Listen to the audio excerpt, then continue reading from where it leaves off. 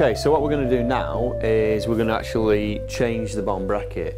Now to do that, it's actually, again, it is pretty straightforward. To check if there was play in the bracket, all you need to do is waggle the cranks from side to side, and if there was any movement in there, you probably need to change the bearings. So, very, very simple. We only really need two tools to do this. An Allen key set and a tool to remove the bottom bracket.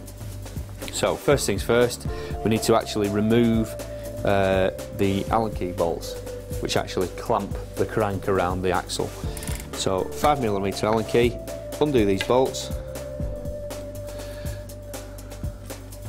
One of the key things in here is there's a small black spacer which pops out.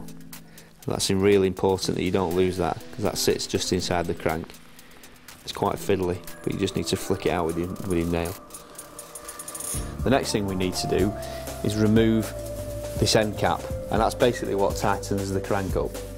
So on this tool we have this little star-shaped piece on the end, and that fits inside the cap.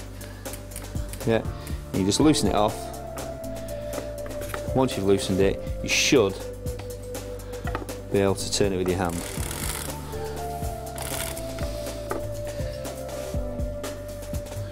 There we go. And again, make sure you don't lose that. Pop the crank arm off, very simple. And then the next thing we need to do is actually push through the axle to the other side, just to free it off. Yeah, it pops off. Make sure you free the chain off the other side, and then take it all the way out.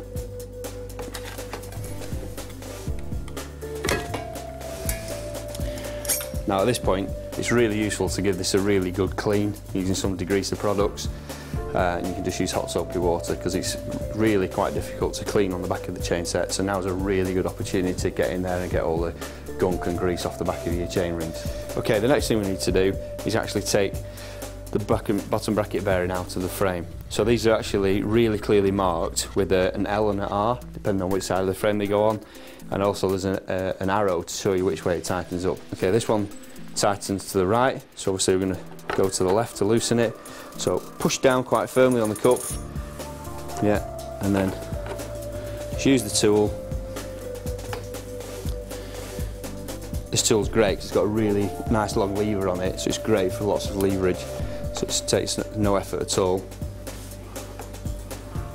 And just unwind that, and because it's a nice clean thread, I'll just screw it out with my hand, and that's it. So that's the bearing that the chain set rotates on. Now, really that's all there is to it. You can't actually service or repair this part, you just have to replace it with a new one. But it's really important that you get the correct one. There are two different styles. One is English and one is what we call Italian. Now this particular bicycle is an Italian, which means it has two right-hand threads, whereas in English has a left and right-hand thread. So it's important you know exactly what it is you're going to be buying. So again, take your old one to the bike shop, and if you're not sure, you've got one there to use as a reference. Okay, so we're going to refit it now.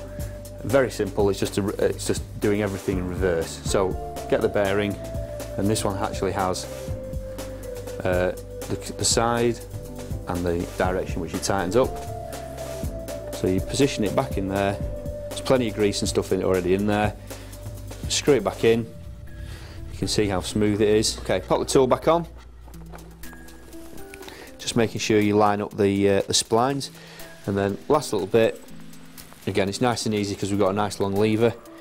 Yeah, and then nice and tight, and that's it. So that's the actual bearing replaced. The next thing we need to do is refit the chain set. So very simple. You just get your chain out of the way. So obviously you need to make sure the chain goes back on. Slip that through.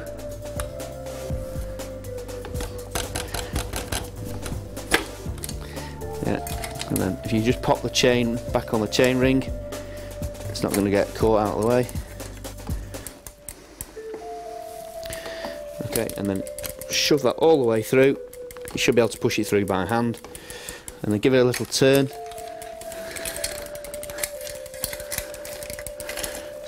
put the chain on, that's fine. Take the crank arm, obviously make sure you position it so it's opposite the other one. Slip that on, and the next thing we need to do is actually tighten it up before we clamp it. So we need this little cap. We've got this little tool here. We'll just use that to tighten it up. And again, because it's got a nice big lever on it, that makes it nice and simple. So the next thing we need to do is put the bolts back in so we can clamp it. So we've got a 5mm Allen key. Now, the little thin black washer, okay, that needs to go back in the centre. Yeah, and then pop the bolts in.